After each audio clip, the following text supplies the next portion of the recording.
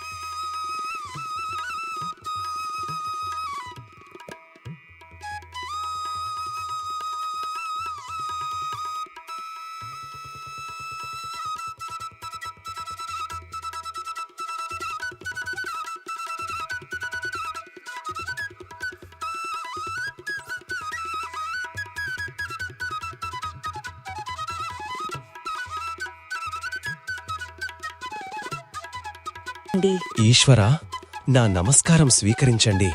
నా భార్య కోరిక నెరవేర్చండి. నేను మీకు మంచి పాయసం నైవేద్యంగా సమర్పిస్తాను.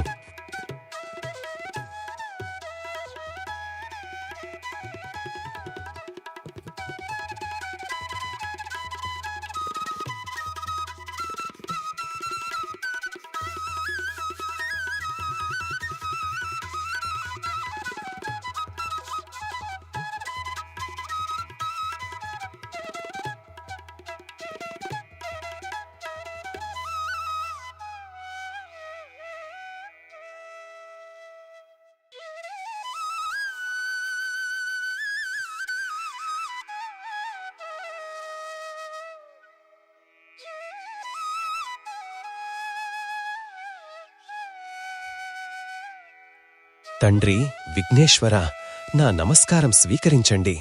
నా భార్య కోరికను నెరవేర్చండి. నేను మీకు కుడుముల పాయసం నైవేద్యంగా సమర్పిస్తాను.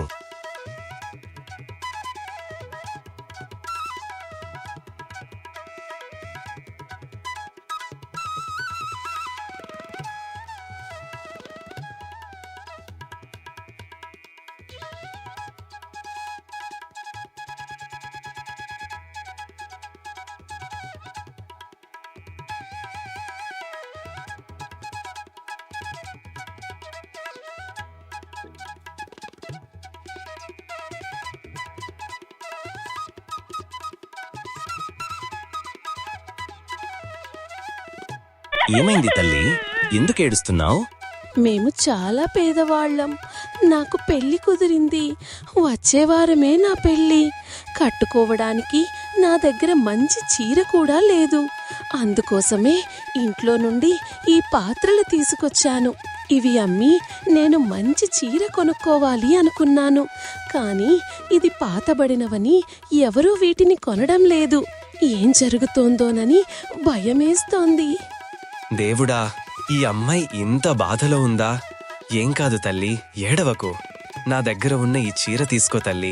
నీ సమస్య తీరుతుంది. నన్ను నీ అన్నయ్యలా భావించు. సంతోషంగా తీసుకో. నీ వివాహ జీవితం చాలా మంచిగా ఉంటుంది. ఎప్పుడూ సంతోషంగా ఉండు తల్లి. మీ దగ్గర ఉన్న చీర నాకోసం ఇచ్చారు కదా, బదులుగా ఈ పాత్రలు మీరు తీసుకోండి అన్నయ్యా.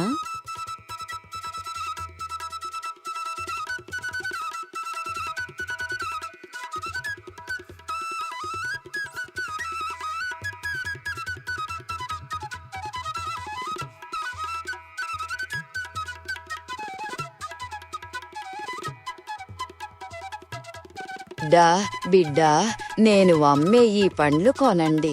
నా మనవడి ఆరోగ్యం బాగాలేదు, వాడికి మందులు కొనాలి. తీసుకో బిడ్డా, కొనండి. నిజంగా ఆ దేవుడు మనిషికి ఎన్నో కష్టాలిస్తాడు. ఈ పండ్లు అమ్మితే ఎంత వస్తుందో తెలియదు. అమ్మా, మందులకి చాలా డబ్బులు కావాలి. పండ్లు అమ్మితే వచ్చే డబ్బు సరిపోదు. ఇవిగో ఈ పాత్రలు తీసుకుని అమ్మండి, మీకు డబ్బులు వస్తాయి. అప్పుడు మీ మనవడికి మందులు కొనగలరు. నేను కూడా మీ మనవడి ఆరోగ్యం బాగుండాలని ఆ దేవుడిని ప్రార్థిస్తాను. ఆయన బాగుపడతాడు. సరేనా అమ్మా?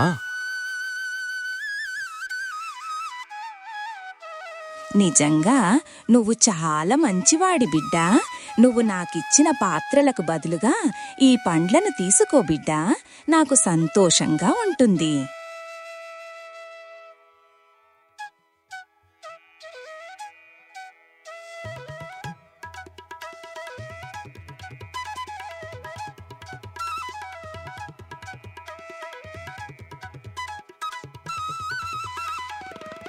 అయ్యో, ఏమైంది పెద్దయ్యా? ఎందుకు పడ్డావు? ఉదయం నుంచి ఏమీ తినలేదు బాబూ, అందుకే నడవలేక నీరసంతో పడిపోయాను. ఉదయం నుంచి అమ్మిన గొడుగుల డబ్బులన్నీ ఎవరో దొంగ దొంగిలించాడు. ఉన్న ఈ 2 గొడుగులు మత్తిలో పడి పాడైపోయాయి. నా దగ్గర కొన్ని పండ్లున్నాయి, ఇవి తిను పెద్దయ్యా. తర్వాత నీ గొడుగులు అమ్ము. నువ్వు చాలా మంచి మనసున్నవాడివి. ఈ తడిసిన గొడుగులు తీసుకో, నా మనసుకి తృప్తిగా ఉంటుంది. మీకు సంతోషమైతే నేను వీటిని తీసుకుంటాను పెద్దయ్యా. నిజంగా ఈ ప్రపంచంలో ఎన్నో కష్టాలు ఉన్నాయి. ఇప్పుడు నాకున్న అవసరం కంటే వారి అవసరాలే ఎక్కువ. ఈ గొడుగులు అమ్ముడై డబ్బులు వస్తే సరిపోతుంది. నా పుట్టినరోజు మళ్ళీ వస్తుంది. రేణుకి నేను అర్థమయ్యేలా చెప్తాను.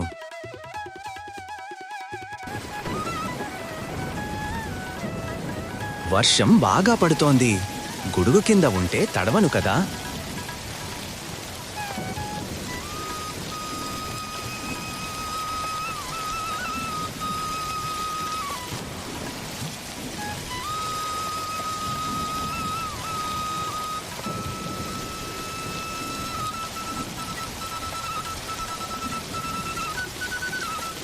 తండ్రి విఘ్నేశ్వర, నన్ను క్షమించండి.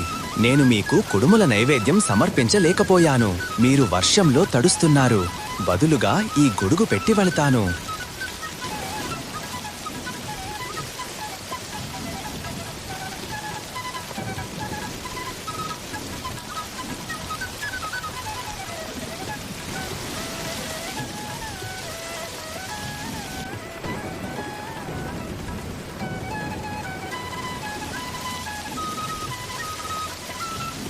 తండ్రి ఈశ్వర, నన్ను క్షమించండి.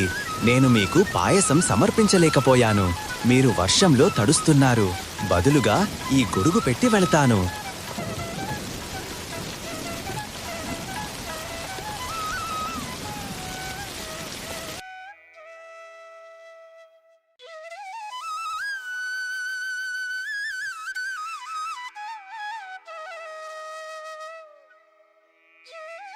అయ్యో, ఏమైందండి?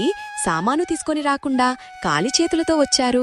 నేను వెళ్ళి వచ్చే దారిలో ఇలా జరిగింది అని ఎలా చెప్పను?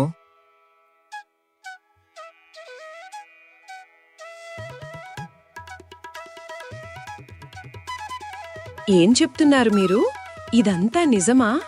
నీపై నాకు ప్రేమ మరింత పెరిగింది.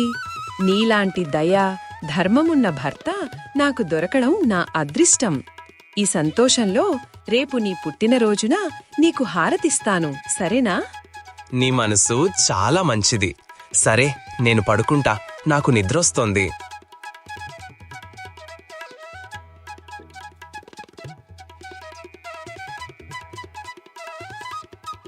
ఏవండి, ఏవండి, వింటున్నారా? ఎవరో తలుపు కొడుతున్నారు. ఇంత రాత్రివేళ ఎవరై ఉంటారు? వెళ్ళి చూస్తా.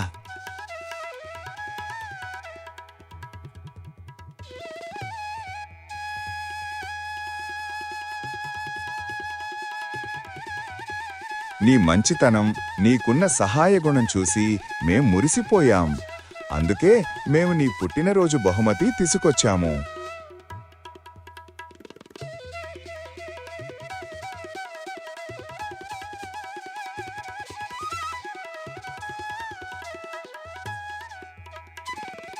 మీ పుట్టినరోజున మీకు పాయసం దొరికింది. నాకు చాలా ఆనందంగా ఉంది. నా సంతోషాన్ని మాటల్లో చెప్పలేకపోతున్నా. నాకు కూడా చాలా సంతోషంగా ఉంది. పాయసం తింటున్నందుకు కాదు, పాయసంతో పాటు మంచి కేక్ కూడా దొరికినందుకు.